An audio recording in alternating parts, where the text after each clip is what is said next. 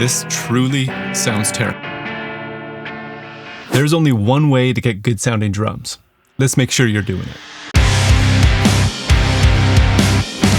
There are some very important processes that happen in every single professional drum recording, and if you're not doing it, it's costing you your drum sound. It's not what microphones you're using, it has nothing to do with if you're in a professional studio or not, and it doesn't matter how nice your recording preamps are. Today I'm going to show you what the key steps you can't be skipping actually are, and then I'm going to show you some audio examples of drums that were both recorded in professional studios with professional gear, but as you'll soon see, one will sound weak and thin, and the other will sound fat and bombastic. So what is the difference? That's what we're getting at. So click subscribe below and let's jump into it. I don't think you guys have met him yet, but that's Festus over there. I don't know if I can make it focus on him maybe. Let's try. He's snoozing. He's out. What could be so important to a drum sound that you can't record good sounding drums without doing it? Well, it really boils down to one thing. Remember that really terrible sounding guitar I played at the beginning of the video? Stick with me here, I know we're talking about drums, I promise. So that guitar clip was an extremely expensive guitar, ran through a very nice amplifier, being recorded through thousands of dollars worth of recording equipment. It should sound great. I'm a professional guitarist, it's a professional guitar. Why does it sound so terrible? I think it might just be that it's out of tune. Yes, this is the core principle that dictates if your drums will sound good or not. Your drums have to be in tune. But don't close out this video just yet, because as usual, it's not as simple as it first seems, and there are some things that you need to know before you can even get your drums in tune. And again, these are steps that happen in almost every professional drum recording at a high level. Keep that in mind as we go forward, because it's easy to want to skip one of these. Step number 1, new drum skins. You're gonna need new drum skins. I know you don't want to, I know it's expensive, I know it's time consuming and hard. You have to. In fact, at the highest level of professional recording, it's not uncommon to change drum skins every song. Sometimes changing the snare even more frequently than that, multiple times through a song. Obviously for DIY and indie bands, this is simply just not really realistic, but you do need to start your session with new drum skins. And if you're doing multiple songs, I would highly recommend at least bringing a spare snare top skin to replace at the halfway point of your record. The bang for buck return on your drum sound from using new skins is easily worth the expense, but there are a couple things you need to make this work. The first thing we'll call step 1.5. You need decent drums.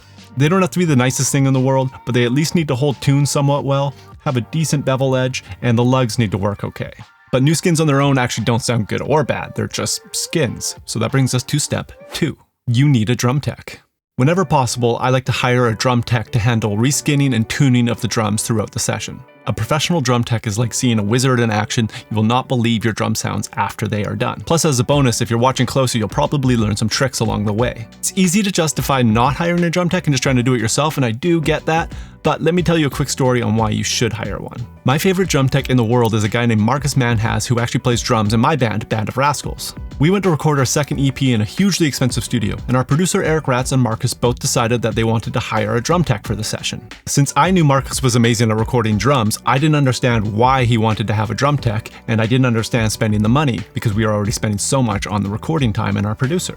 But I am so glad we did, and here's what I learned. By hiring a professional drum tech, Marcus could focus on his performances. We had an amazingly consistent drum sound because we had one guy dedicated to making it sound the same across different takes. And finally, Marcus learned even more about drum tuning and became a better drum tech as a result. Now, I think those are all great reasons, but I absolutely understand if that's just not possible. If you need to do it yourself, that's absolutely fine, but you need to make sure you can do it. So make sure you spend the time learning the skill and becoming a master of that aspect. Again, this is something that almost every professional drum session has, professional drum tuning. As my earlier guitar example showed, it doesn't matter how nice your drums are and how fresh the skins are. If they can't be tuned, they won't sound good. Now, one last thing to consider before we get to the audio examples. Step 3, you need a great player. You've heard it before, tone is in the hands. Well, it's true.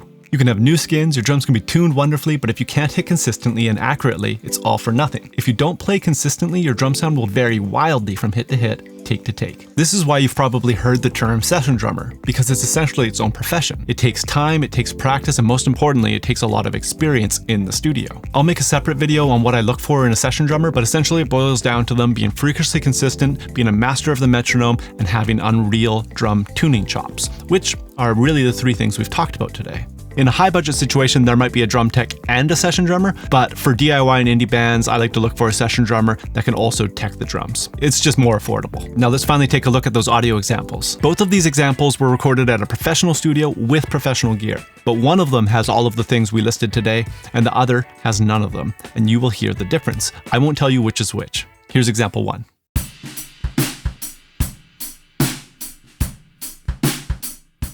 And here's example 2.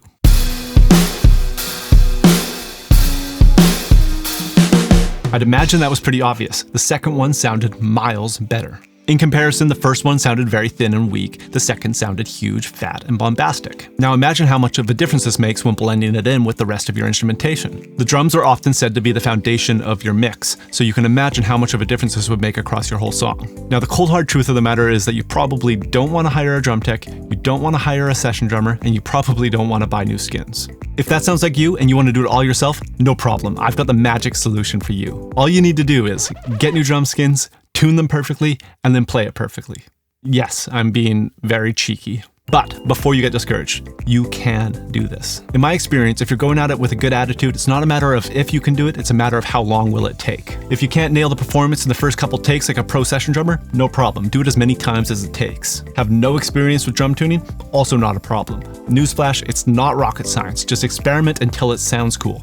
Go, go, go. You will get your drums sounding cool eventually, I promise. It just matters that you do it. Keep looking up videos, put the time in, keep trying to learn and develop these skills that I mentioned in this video. They will serve you very well. It might not be as fast, convenient, or flashy as if you had hired a pro to do all of these steps, but it doesn't matter. You just have to do them. If you do all of these, you are essentially making good sounding drums, and then all you have to do is record them. As somebody who's made a living off doing this, it's really easy to record great sounding drums played by a killer drummer.